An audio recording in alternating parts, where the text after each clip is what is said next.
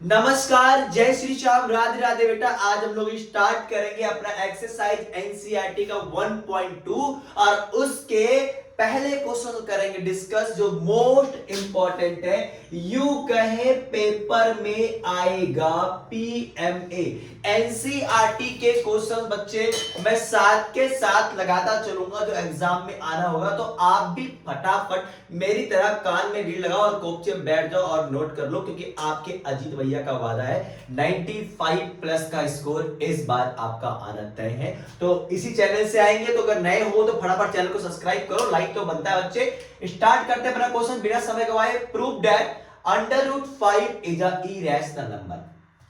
5 की जगह पे बच्चा अगर कोई भी नंबर आए, 2 आ जाए, 3 आ जाए, 7 आ जाए, 11 यानी कोई प्राइम नंबर आ जाए और उसको अगर इरेशनल प्रूव करना है तो आप आसानी से कर सकते हो। स्टेप बाय स्टेप आपको इस क्वेश्चन में स्टेटमेंट बहुत मैटर करेगा। स्टेटमेंट का पूरा क्वेश्चन से रट्टा मारो, नंबर हर कोई फिट बैठेगा।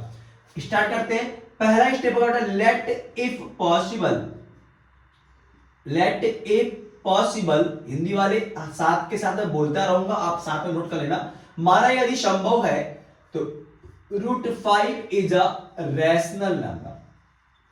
तो ये एक रैशनल नंबर है, तो बेटा आपने क्या करना है, बिल्कुल इसका अपोजिट मान के चलोगे। Let it possible √5 is a rational number. अगर बच्चे ये रैशनल नंबर है तो यानी ये a/b के फॉर्म में होगा। और जो a और b यहां पे दिया गया है where a and b are integers. a और b जो यहां पे दे रखा दोनों के दोनों इंटीजर्स है and having no common factor. Common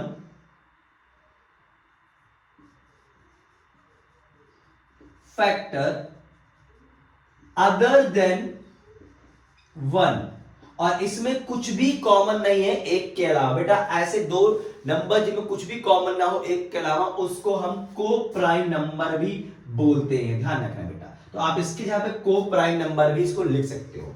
आगे अब आपको रूट हटाने का क्या पड़ा, स्क्वायरिंग बोथ साइड। तो स्क्वायरिंग बोथ साइड, तो यहां पे √5 का square is equal to a/b का होल स्क्वायर। तो रूट से स्क्वायर से रूट कट गया, आ गया 5, यहां है a² क्रॉस मल्टीप्लाई करोगे तो 5b² is equal to a²। Got it बेटा। अब आप स्टेटमेंट देना 5b, यहां इसको फर्स्ट इक्वेशन मान लो। जो 5b² है, 5b² इज डिविजिबल बाय, किससे डिविजिबल है बच्चे बताइए, किससे कट जाएगा, ये 5 से डिवाइड होगा। अगर ये 5 से डिवाइड तो आपका जो बराबर में a² दिया गया है, तो a² इज डिविजिबल बाय 5, तो a² भी आपका 5 से डिवाइड हो जाएगा। अगर a² हो जाएगा बेटा, a भी आपका 5 से डिवाइड हो जाएगा।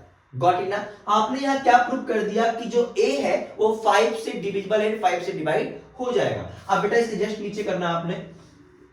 अब b को प्रूव करने के लिए क्या करना है बेटा, अगर यहां पे लेट करना है बेटा a बराबर 5c। अगर यहां पे 5 है तो 5c, 3 है तो 3c, 2 है तो 2c, 7 है 7c, और c क्या है, c सम इंटीजर। c कोई सा भी आपको इंटीजर दे रखा है।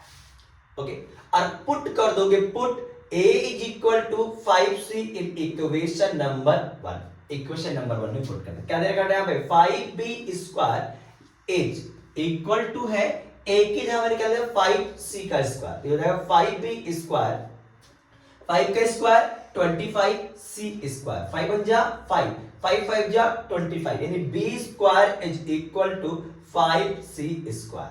ओके, अब यहां आपने क्या नोट किया, जो 5c² है वो किससे डिविजिबल है, इज डिविजिबल बाय किससे बच्चे, 5 से। ये 5 से डिविजिबल होता है ना। और उसके बाद अगर ये 5 से डिविजिबल है तो यानी b² भी किससे डिविजिबल होगा, 5 से। और b² है तो b भी किससे डिविजिबल हो जाएगा बच्चे, 5 से डिविजिबल हो जाएगा। 10 आपने क्या नोट किया, 10 5 इज कॉमन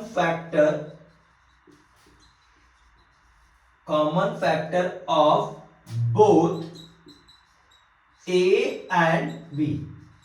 5 जो है ये दोनों का कॉमन फैक्टर ए और बी का दोनों का, बट दिस कॉन्ट्राडेक्ट द फैक्ट, क्या बेटा, बट दिस कॉन्ट्राडेक्ट द फैक्ट, लेकिन यह इस बात का खंडन करता है, कौन सी बात का विरोध कर रहा है, कि ए और बी में कुछ भी कॉमन नहीं है एक के अलावा। मैंने ऊपर क्या लिखा था कि ए और बी में कुछ कॉमन नहीं है, और नीचे मैंने क्या देखा कि 5 is the common factor of both, 5 ए से भी डिवाइड हो रहा है और बी से डिवाइड हो रहा है, but this contradict the fact, यह इस बात का विरोध करता है, यह इस बात का खंडन करता है, कौन सी बात का, a and b having no common factor other than 1, a और बी में कुछ भी कॉमन नहीं है एक के अलावा। अगर बच्चा आपको वीडियो अच्छी लग रही हो तो फटाफट लाइक कर दो, वेट मत करो, भैया को आपको बहुत एनर्जी मिलती है आपके इस काम एक लाइक से मात्र। बेटा आप बच्चे आप क्या लोगे, but this contradict the fact A and B having no common factor other than n, so our supposition is wrong, हमारी मानता गलत है, is wrong, हमारी मानता गलत है, hence under root 5 is an irrational number।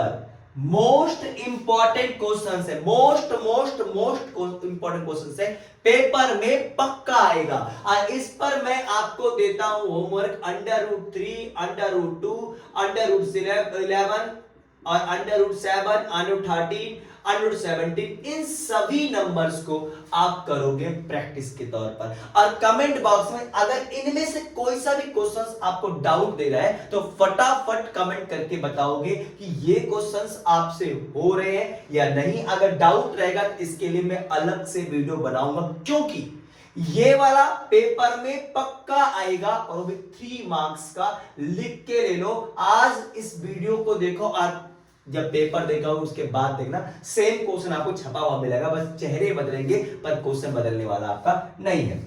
तो बेटा इन क्वेश्चंस को करना है और कमेंट बताना है कि बेटा ये क्वेश्चन आपको समझ में आया या नहीं, ये क्वेश्चन होंगे आपसे या कुछ डाउट रह रहा है। अब मिलते हैं नेक्स्ट वीडियो में नेक्स्ट पार्ट के साथ, क्योंकि बेटा मैंने इनको छोटे छोटे पार्ट में डिवाइड किया ताकि आपको आसानी से क्वेश्चन समझ में आए। तो नेक्स्ट वीडियो में नेक्स्ट क्वेश्चन के साथ मिलेंगे, तब तक के लिए नमस्कार, जय श्री श्याम, राधे राधे।